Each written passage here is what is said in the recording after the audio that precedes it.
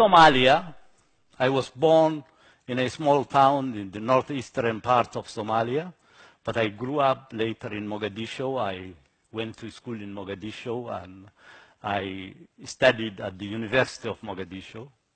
I came to law by accident because I wanted to study medicine, but there was no faculty of medicine in Mogadishu. There was a faculty of law.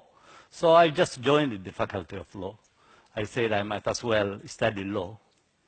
And then, of course, as I was finishing my legal studies, I wanted to choose an area in which I should specialize. And when I was studying law, Somalia was involved in territorial conflicts with Ethiopia and Kenya. And I was a little bit interested in how those kind of conflicts should be settled peacefully. And I decided to write my thesis on that, but on the role of the Organization of African Unity on the peaceful settlement of disputes in Africa. And that is how I got into international law. And then I decided to specialize in that area of international law. And luckily for me, I was asked to become a lecturer at the Somali National University. You know, a matter also of circumstances and luck, I should say, because the Somali government was trying to replace the Italian lecturers in various faculties of the university in Mogadishu. So I was the first Somali lecturer in international law at the Somali National University. And I had to learn on the job. At the same time, I had to act as a legal advisor to the Ministry of Foreign Affairs because the Ministry of Foreign Affairs did not yet have a proper legal department.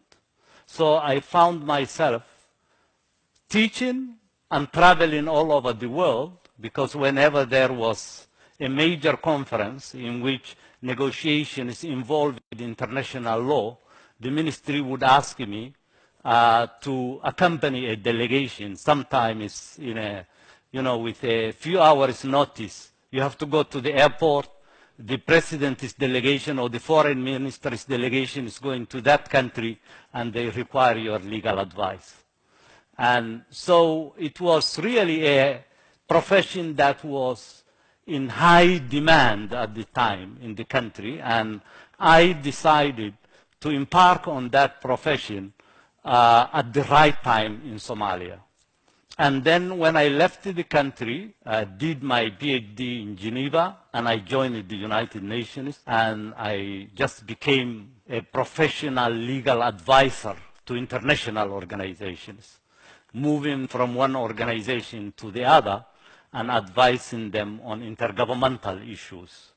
And of course, when you have been dealing with international law at the national level and advising the government on international issues, and afterwards, when you have been advising international organizations on intergovernmental issues, and trying to help the organization to deal with the relations between states with respect to the mandate of that organization, you are all the time dealing with dispute settlement. You are all the time dealing with the development and interpretation of international law. You are all the time dealing with the prevention of conflict among states. You are trying to promote better relations between states. And therefore, my vocation became peaceful settlement of disputes, better relations between the states, the promotion of peace and justice among states.